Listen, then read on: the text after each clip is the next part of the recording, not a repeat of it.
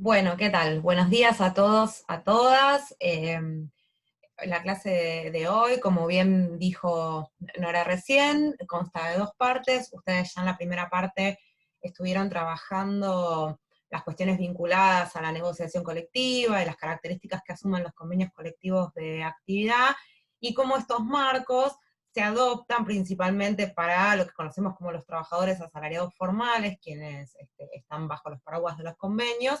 Y bueno, y en el caso de la primera parte, como bien estuvo explicando la profesora Nora Boren, pudieron analizar algunas de las principales problemáticas a partir de las cuales se plasman las desigualdades entre varones y mujeres en los convenios y algunas posibles cláusulas a incorporar en estos, digamos, y en el marco de la negociación colectiva para promover una mayor igualdad en estas relaciones.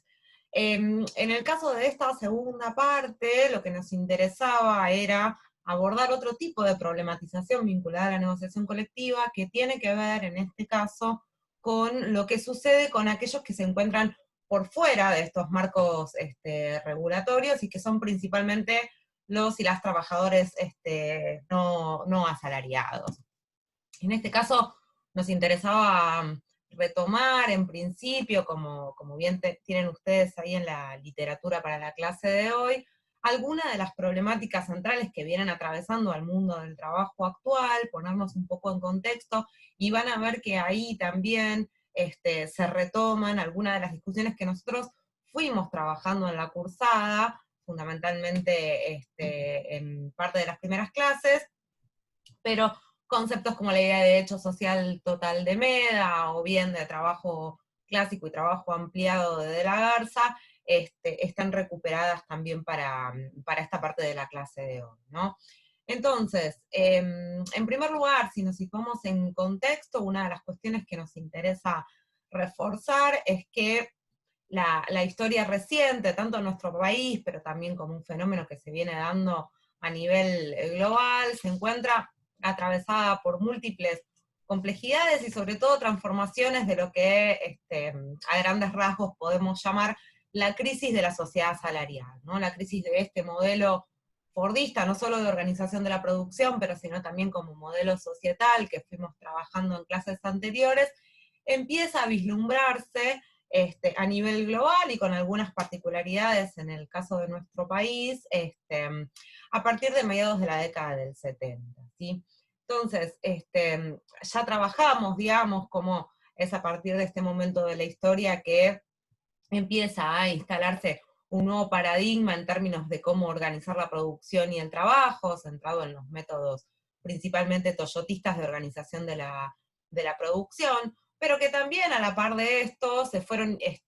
incorporando a estas nuevas modalidades de organización del trabajo y la producción, lo que tiene que ver con diferentes innovaciones en el ámbito, por ejemplo, tecnológico o comunicacional, ¿sí? En ese sentido, el avance de nuevas tecnologías permitió también dar un salto en la aceleración de la productividad y fundamentalmente en la automatización de ciertos procesos productivos, ¿no? Que en algunas industrias fueron llevando a la expulsión cada vez mayor de fuerza de trabajo. Pero ligado a esto, vamos a ver que también a partir de las décadas del 70 lo que vemos es un resurgir de un nuevo o viejo y renovado modelo político e ideológico centrado en la perspectiva liberal, lo que vamos a conocer como el neoliberalismo, que implicó, digamos, fundamentalmente el avance hacia un conjunto de transformaciones en lo que respecta al papel del Estado y las formas de intervención del Estado en la sociedad, que cada vez más, digamos, van a ir corriéndose el desarrollo de políticas universales de inclusión, digamos, y sobre todo de promoción de la industria local, nacional y del consumo del mercado interno, y orientarse cada vez más hacia la lógica de la apertura externa y de valorización y de respaldo en la valorización del capital financiero, ¿no? Por supuesto, este proceso no es necesariamente un proceso lineal, digamos, lo que vemos también,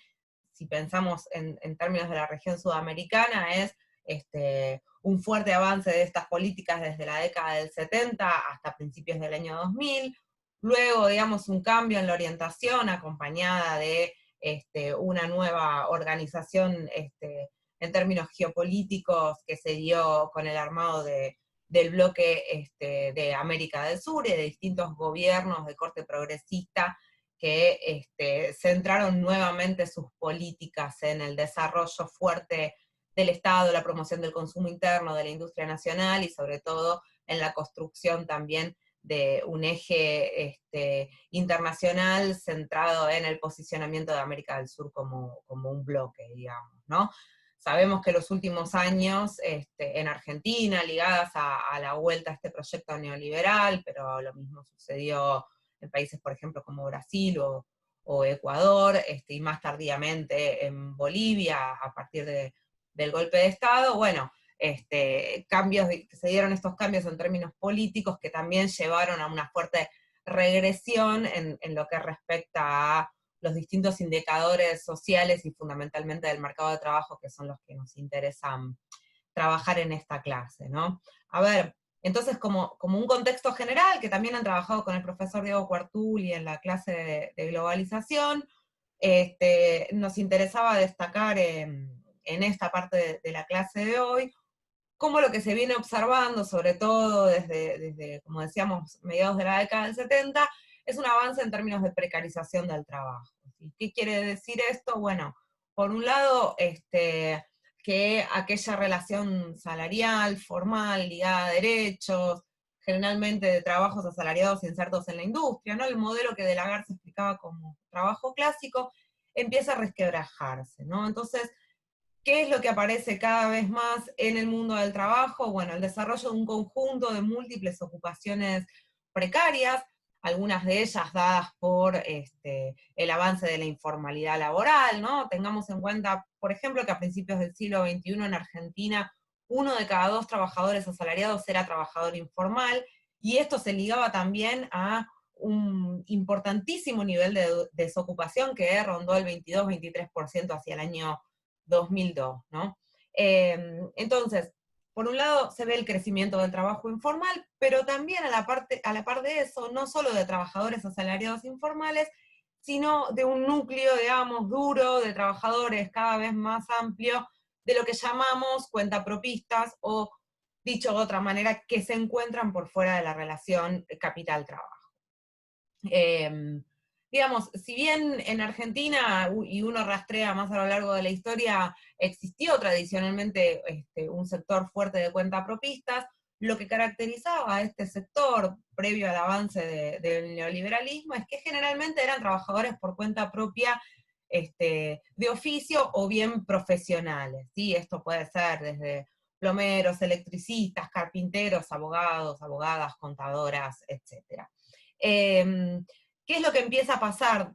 luego de la década del 70 y sobre todo se observa en la década del 90? Bueno, que crece el cuentapropismo, pero el cuentapropismo de subsistencia, es decir, se multiplican un montón de actividades en las que se insertan trabajadores bajo condiciones sumamente precarias, ¿sí? Y que llevan a cabo lo que llamamos trabajos o ocupaciones de subsistencia, y diversos tipos de, dicho más coloquialmente, lo que conocemos como changas, ¿sí? Entonces, en los 90, digamos, no solo van a crecer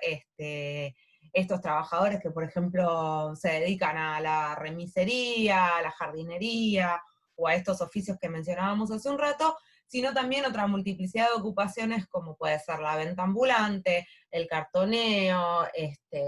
los manteros, los vendedores de alimentos en ferias,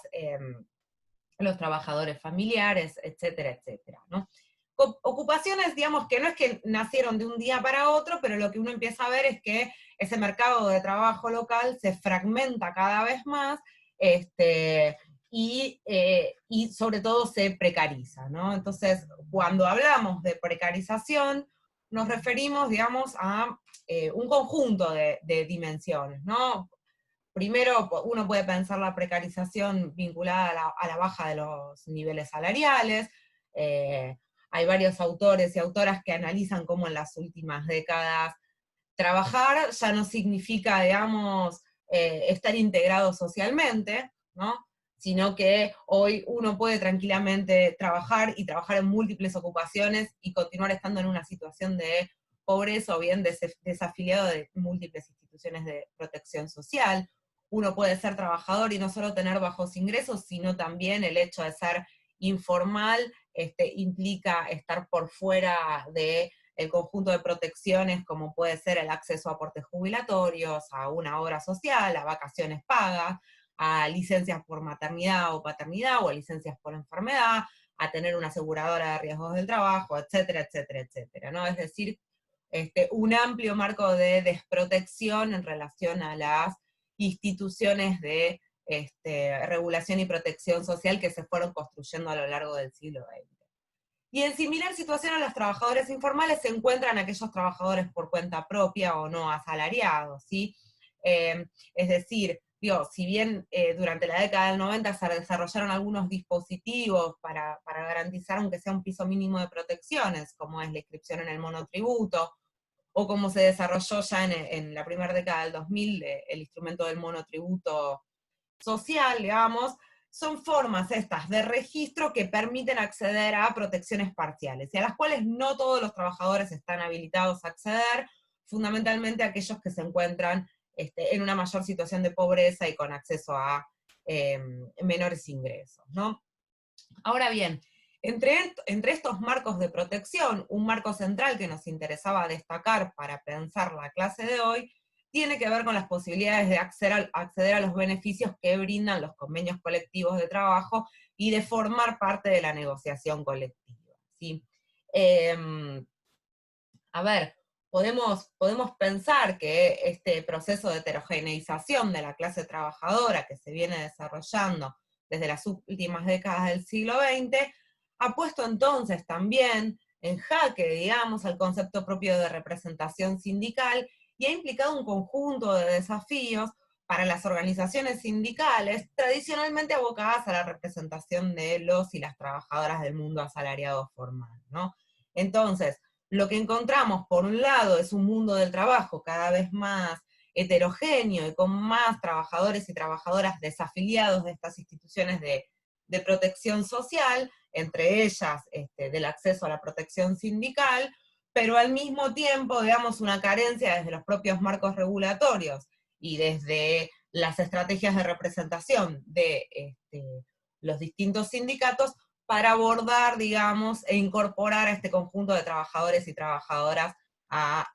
la representación y la organización sindical, ¿no? Bien, en este caso, entonces, ahí ustedes en el texto tienen algunos señalamientos de lo que implicarían los principales desafíos para las organizaciones sindicales en pos de potencialmente incorporar a los trabajadores informales, o bien los desafíos que tendrían las propias organizaciones generadas por estos trabajadores, construidas no solo ya desde el marco de acción sindical tradicional, sino organizaciones que puedan darse estos propios trabajadores no asalariados, como podrían ser organizaciones de cartoneros o de ladrilleros, como bien ustedes han visto la clase pasada en la actividad que hicimos en la universidad, o bien en el caso que se trabaja particularmente en este artículo, que es el de la Confederación de Trabajadores de la Economía Popular, hoy devenida desde diciembre del año pasado en la Unión de Trabajadores de la Economía Popular, esto es ex-CETEP, hoy UTEP, ¿no? Entonces, algunos interrogantes que se abren en este nuevo marco tienen que ver con, bueno, cuáles podrían ser las instituciones y organizaciones encargadas de defender los derechos de estos trabajadores, cuáles podrían ser los horizontes de sus luchas, sobre qué base organizarse o estructurarse, y cuáles serían, por ejemplo, los actores centrales a participar en las negociaciones en relación, por ejemplo, a sus condiciones de trabajo, en tanto y en cuanto ya no prima la relación capital-trabajo y no habría en este caso un empleador definido, al menos en alguna de estas ocupaciones, con el cual negociar, ¿no? Por otra parte, también nos preguntamos acerca de qué rol le compete al Estado ante esta potencial organización y negociación colectiva de los trabajadores no asalariados, y finalmente tomar algunas reflexiones de lo que nos puede brindar la experiencia argentina a través del caso de la CETEP para dar algunas respuestas posibles al, al accionar del Estado, digamos, y al curso que podría tomar la organización de los trabajadores y trabajadoras no asalariados, ¿no? Entonces, el texto, en términos teóricos, recupera principalmente los aportes de una autora que se llama Pat Horn, y ella, que tiene una larga trayectoria en el análisis de este tipo de organizaciones de trabajadores informales, menciona que existen 8 desafíos alrededor de cómo pensar, digamos, o que deberían encarar, en este caso, este tipo de organizaciones para garantizar formas novedosas de negociación y vías para institucionalizar esas negociaciones, ¿no? Entonces, la idea es que podamos recobrar alguna de esas dimensiones para pensar lo que es el caso de la organización de lo que hoy se llama en Argentina la economía popular, ¿no? Entonces, como primer paréntesis, sí me parece importante destacar que de dónde viene, digamos, esta noción de economía popular, porque a veces uno habla de trabajadores no asalariados, trabajadores informales, trabajadores de la economía popular, y van a ver que muchas veces esos términos están un poco entremezclados entre sí. A ver, en este caso entonces, si hacemos un breve rastreo, porque tampoco es el objetivo de esta clase, en torno a de dónde proviene ese término, bueno, fue fundamentalmente en la década del 80 en América Latina cuando empieza a utilizarse la noción de economía popular para poder empezar a pensar las formas de hacer economía de los sectores populares, ¿no? Hasta el momento, los términos que se solían utilizar eran los de marginalidad e informalidad, pero lo que pasaba con estos conceptos es que generalmente tienden a situar a los trabajadores de este sector desde la perspectiva de aquellos que no tienen. Es decir, cuando los llamamos informales, decimos informalidad en contraposición a una determinada noción de formalidad. Si decimos marginales, estamos refiriéndonos únicamente a los que están por fuera de determinada situación o espacio social. En cambio, la noción de economía popular tiene un objetivo también político en la discusión de estos supuestos, que es buscar revalorizar, digamos, todo el papel productivo y en términos de construcción de lazos sociales, de redes solidarias, de cooperación, entre otras, de los trabajadores más postergados, ¿sí? Es decir, no definirlos solamente a partir de lo que carecen, si no tienen protecciones, si no son asalariados o si son marginales, sino también poder dar cuenta de aquello de lo que sí tienen y sí hacen, ¿no? Ahora,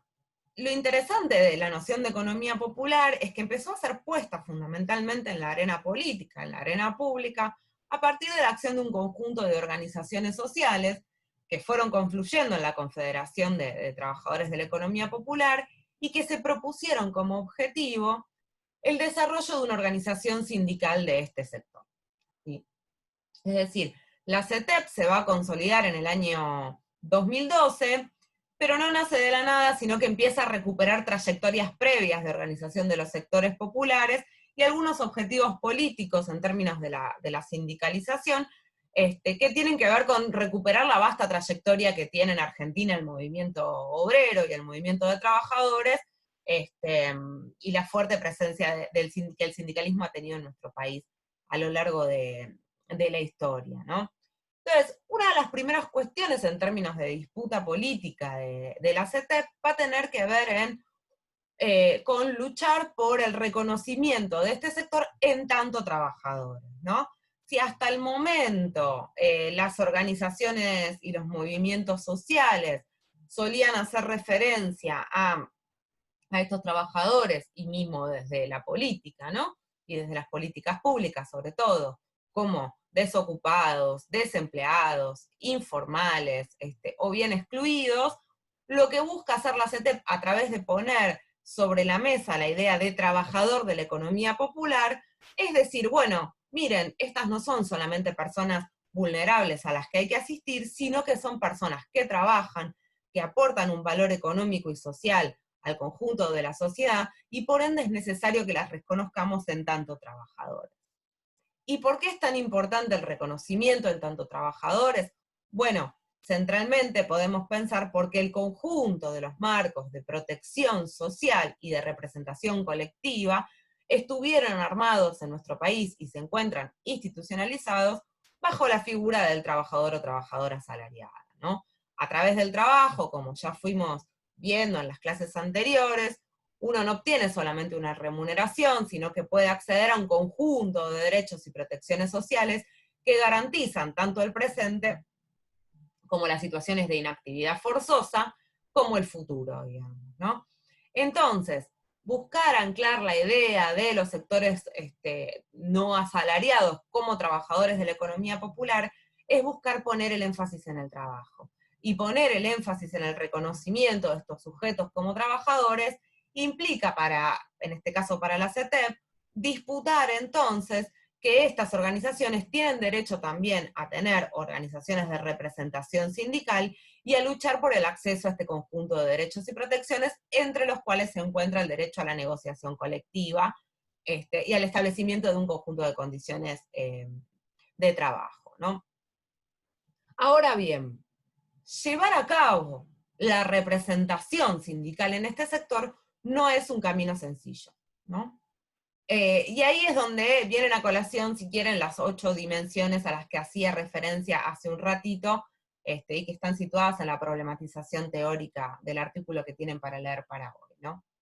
¿Qué nos dice esta autora? Bueno, en primer lugar, uno de los principales desafíos que tienen estas organizaciones es identificar el con quién negociar, identificar cuál es la contraparte, ¿no? Y ello porque, fundamentalmente, al no haber una relación capital-trabajo definida, no resulta tan simple identificar con quién se negocia.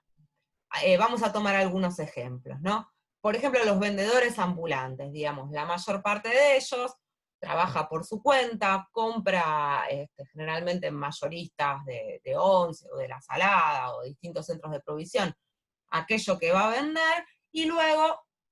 vende de manera individual, ¿no? Algunos de estos vendedores se empezaron a organizar colectivamente, fundamentalmente para defender su derecho a trabajar, ¿no? Porque,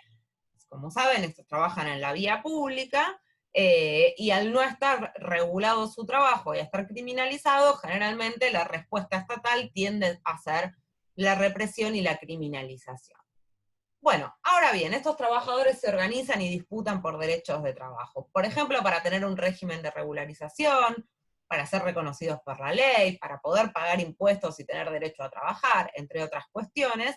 y para poder, sobre todo, acceder al espacio público sin que los criminalicen y los repriman, ¿no? Por su propia seguridad.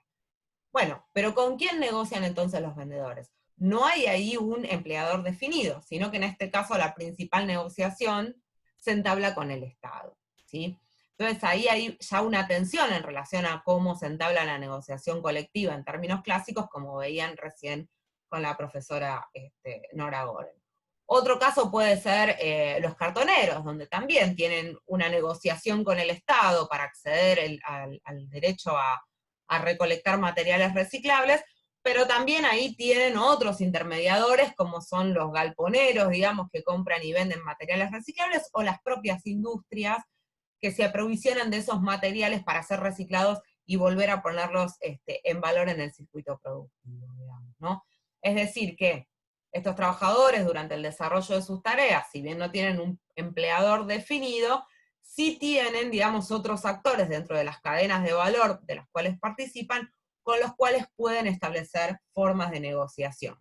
¿no? Por ejemplo, en este caso podría ser por el precio de los materiales reciclables, ¿sí? Que son impuestos principalmente por las industrias, digamos, que son la parte más pequeña o la punta, digamos, de la cadena de todo ese circuito de valorización de los residuos reciclables, ¿sí? Bueno, entonces, primer desafío, identificar con quién negociar, ¿no? O con cuáles serían esas contrapartes. Segundo desafío, nos dice la autora, construir mecanismos para garantizar el reconocimiento, es decir, dada la mayor volatilidad de estas organizaciones, por ejemplo, los cambios en los liderazgos, la desarticulación de sus miembros, los cambios en las demandas, que están dadas por la composición y las características del sector al que representan, ¿no? En este sentido, lo que se hace necesario es apuntalar sus formas organizativas para garantizar la perdurabilidad de su reconocimiento por parte de con quienes ellos negocian. Básicamente, ¿qué queremos decir con esto? Bueno, que una cuestión central para poder garantizar los acuerdos entablados es que las organizaciones también construyan cierto nivel de estructuras estables, de liderazgos definidos y de representaciones, digamos, que permitan dar continuidad en las negociaciones, ¿no? A ver, no tenemos en estas organizaciones marcos formales como puede ser, por ejemplo, el estatuto de un sindicato que determina lugares, ocupaciones y roles de los distintos miembros. Es necesario entonces que las organizaciones construyan esa propia estructura organizativa al no haber marcos previos predefinidos y que sostengan estas estructuras en el tiempo, ¿no? Esto quiere decir entonces que a mayor estructura de la organización, mayor posibilidad tiene de establecer negociaciones y de dar perdurabilidad a sus acuerdos, ¿sí? Si, a ver, vuelvo a retomar algunos de los ejemplos que pasaba con el caso de los cartoneros, por ejemplo. Muchos de ellos, hasta el 2007, viajaban en los furgones del tren con sus carros, ¿no? Venían de distintas instancias de provincia, muchos de ellos a distintos puntos de recolección en la ciudad de Buenos Aires. Entonces, ¿qué pasaba ahí? Bueno, se empezó a armar un problema bastante serio con las empresas ferroviarias que no querían que los cartoneros viajen en los furgones, y también con muchos de los usuarios de los trenes. Entonces ahí, en pos de organizar un poco al sector, los cartoneros empezaron a hacer asambleas, y las empresas estaban dispuestas a establecer una negociación para poder sostener un acuerdo y decir, bueno, te damos un furgón especial, por ejemplo, para que viajen los carros. Ahora, ¿cuál era la demanda de las empresas? Bueno, las empresas demandaban que existiera un representante, al menos por vagón de tren. Es decir, la negociación demanda, ¿sí?, que existan representantes claros con quienes llevar a cabo esa negociación. Y para que esos representantes existan, es necesario que las propias organizaciones de estos trabajadores los elijan y los legitimen y les den continuidad en el tiempo, ¿sí? Bien. Tercer punto importante como desafío para la organización y la potencial negociación colectiva de los trabajadores y trabajadoras informales, nos dice Pat Horn. Bueno, el tercer desafío tiene que ver con garantizar la independencia y la autonomía de las organizaciones, y esto tiene que ver fundamentalmente con que muchas de estas organizaciones nacen o se van desarrollando con el apoyo mismo de recursos estatales, o a veces también de otras organizaciones como pueden ser ONGs o distintas asociaciones civiles. Garantizar la autonomía de las organizaciones fundamentalmente en relación al Estado es lo que les permite al mismo tiempo sostener sus demandas en el tiempo. Bien, cuarto desafío: construir acuerdos sobre los derechos y responsabilidades organizacionales y la potestad que tiene la organización para intervenir en los conflictos laborales como representante de la negociación, ¿sí? A ver, entonces, y acá volvemos quizás al segundo punto. Otra vez, la autora nos está llamando la atención sobre la importancia de institucionalizar las organizaciones, ¿sí? A ver, no hay posibilidad de que los acuerdos y las negociaciones lleguen a sus frutos si no se cumplen de ninguna de las dos partes, ¿no? Y muchas veces el cumplimiento de esas partes tiene que ver desde el Estado con una voluntad política, pero también de las organizaciones con la capacidad que tengan para hacer cumplir esos acuerdos. Y para que esos acuerdos se cumplan dentro de las organizaciones, es necesario que haya consenso, ¿sí? Por otra parte, establecer formas de resolución de las disputas, dado que no hay patrones comunes de acción. El desafío central es construir colectivamente esos mecanismos. ¿Cómo se llevan a cabo las demandas? Podría ser. Desarrollar estrategias para garantizar el sostenimiento de los acuerdos alcanzados y de su implementación. ¿Cómo institucionalizamos esas negociaciones, no? Se conforma una ley, se firma un acta de acuerdo, ¿cuáles son los mecanismos formales para garantizar la continuidad en el tiempo de esos acuerdos. Construir también formas alternativas, pero similares a lo que sería la huelga en los trabajadores clásicos, ¿no? Es decir, cómo se construyen mecanismos de presión y disputa desde el trabajo hacia el capital, en donde los mecanismos tradicionales como la huelga no tendrían efecto. Es decir, y no tendrían efecto porque ¿quién se beneficia, por ejemplo, de que los cartoneros hagan un paro? O los vendedores ambulantes, o el conjunto de trabajadores autogestionados. Bueno, si no hay una pata del capital directamente a la cual se afecta a través de la huelga, lo que se necesita entonces es pensar otras formas de presión, que como veíamos, por ejemplo, en el caso de la CETEP, como se establece en el análisis que presenta el texto, bueno, tiene que ver con movilizaciones en la vía pública, con otras formas de presión y de negociación hacia el Estado, que no son la huelga, pero que son otras formas de presión que pueden ejercer estos trabajadores, ¿no? Y finalmente, se busca promover instituciones de negociación colectiva que regulen las relaciones laborales entre los actores que forman parte de los encadenamientos del trabajo informal y las diferentes formas de trabajo atípico, ¿no? Entonces, como resumen uno podría decir, es importante poder identificar la contraparte de negociación, que generalmente suele ser el Estado, pero no únicamente. Es importante encontrar mecanismos de negociación y formas de institucionalización de esa negociación, tomando algunos de los ejemplos que se presentan en la CETEP, ¿no? Aparece ahí como importante la cuestión de la ley de emergencia social y la disputa que viene llevando a cabo la organización por participar, por ejemplo, del Consejo del Salario Mínimo Vital y Móvil, ¿sí? Ahí explica bien el texto que luego de la sanción de la ley, en primer lugar, lo que se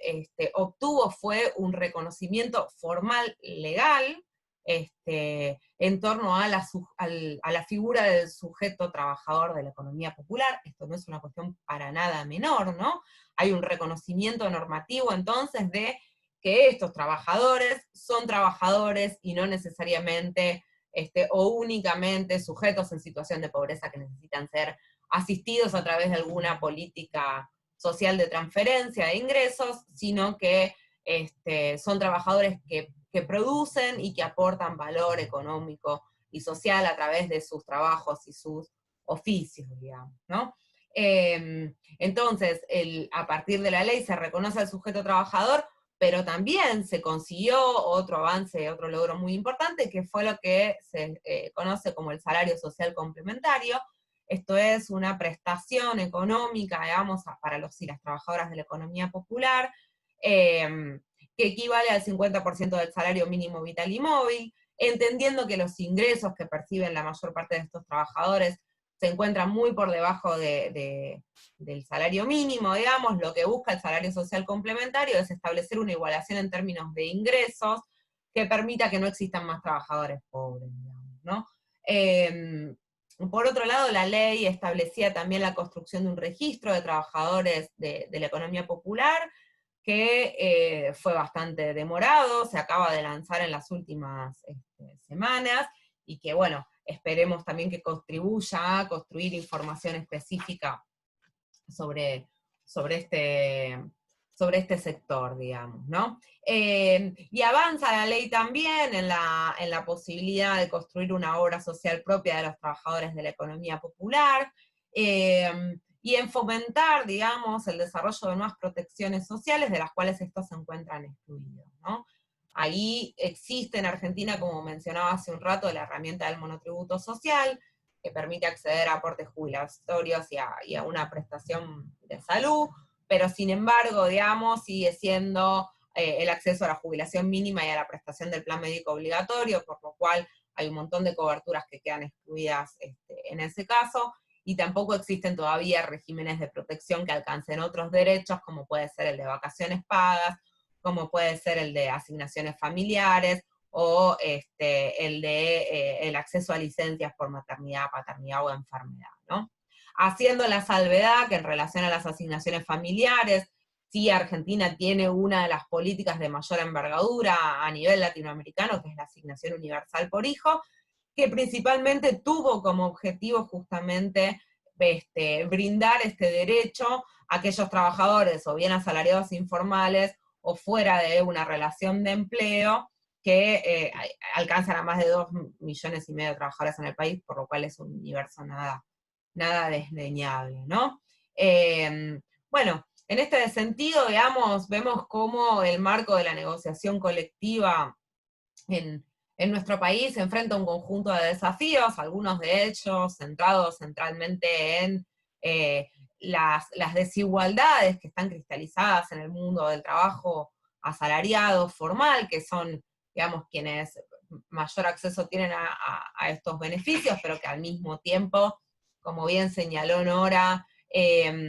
no por ello su acceso es igualitario a varones y mujeres, sino que por el contrario, las desigualdades en el mundo del trabajo persisten, y eso también ya lo habíamos trabajado hace algunas clases, pero bueno, sino también desafíos para el desarrollo de la negociación colectiva y de las organizaciones sindicales, en otro conjunto, digamos, de trabajadores que forman parte del mundo del trabajo actual, que son aquellos que no se encuentran bajo una relación salarial y que, como decíamos al inicio de la clase, han sido entendidos en los últimos años en Argentina y conceptualizados como trabajadores y trabajadoras de la economía popular, ¿sí? Y que ustedes, digamos, pueden pensarlo también, o lo podemos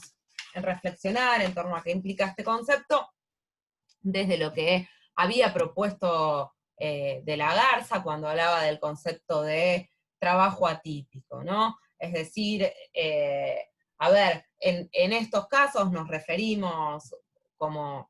principales sujetos de la economía popular a los cartoneros, los campesinos, los agricultores familiares, ¿no? Los artesanos, vendedores ambulantes, trabajadores domésticos y trabajadoras de cuidado, microemprendedores y trabajadores de empresas recuperadas, entre otros, ¿no? Un gran conjunto de trabajadores de la vía pública, pero también de trabajadores familiares, domésticos, asociativos y autogestivos, que no trabajan bajo la lógica del capital trabajo, ¿no? Es decir, que algunas de las características en términos de trabajo no clásico que se relacionan a la economía popular tienen que ver con que poseen distintos espacios de trabajo, ¿no? Estos trabajos no se llevan a cabo en la fábrica o en la empresa, sino que muchos de ellos se llevan a cabo en la calle, o bien en los hogares de estos trabajadores, o bien en áreas periurbanas, alejadas de los centros urbanos, en quintas de producción hortícola o agropecuaria, o bien en emprendimientos ladrilleros, como también hemos visto en la clase pasada. Se insertan también en distintos sectores de actividad económica, actividad primaria, secundaria, terciaria, ¿no? Se caracterizan por distintos tipos de relaciones laborales, algunos trabajan de manera individual, otros de manera familiar, otros de manera comunitaria, o bien asociativa, o bien autogestiva. Y en algunos casos también se ven lógicas de explotación, digamos, de relación capital-trabajo, pero no reconocida, ¿no? Como pueden ser, por ejemplo, los trabajadores de plataforma, y tienen distintas formas legales, ¿no? Desde la plena informalidad a algunos con otros avances de formalización, o bien por el acceso al monotributo, o porque forman parte de cooperativas de trabajo u otro tipo de cooperativas, o bien asociaciones civiles, ¿no? Es decir, que digamos, heterogeneidad en las características que hacen a sus formas productivas, a sus oficios y a sus formas y a sus relaciones laborales, coloca, digamos, la importancia de generar nuevas formas de representación y de desafíos para las organizaciones sindicales en la actualidad, que trasciendan a los marcos clásicos de acción y de abordaje, digamos, ¿no? De ahí que creemos que el caso de la CETEP nos puede habilitar para profundizar en estos interrogantes que fuimos pensando en la clase, y que apuntan fundamentalmente entonces a reflexionar en cómo las organizaciones de representación de los trabajadores, pero también los marcos normativos y el desarrollo de políticas públicas, deberían apuntar a fortalecer nuevos marcos de protección de carácter universal que permitan abordar al conjunto de la clase trabajadora y a reducir las desigualdades entre asalariados, no asalariados, formales, informales, y entre varones y mujeres y distintos colectivos identitarios, ¿sí? Así que bueno, eso es todo por la clase de hoy. Les mando un abrazo grande, espero que se encuentren bien. Sabemos que en el área metropolitana volvimos a extender la cuarentena varias semanas más, por lo cual,